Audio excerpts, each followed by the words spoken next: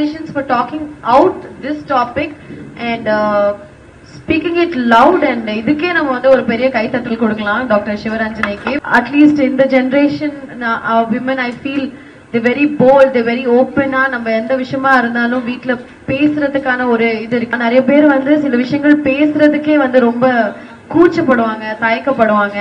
அந்த மாதிரி விஷயங்கள்லாம் வந்து இன்னைக்கு ஓப்பனா ஒரு பெரிய விஷயம், ஒரு ஐ ஓப்பனர் மாதிரி தான் இருந்தது.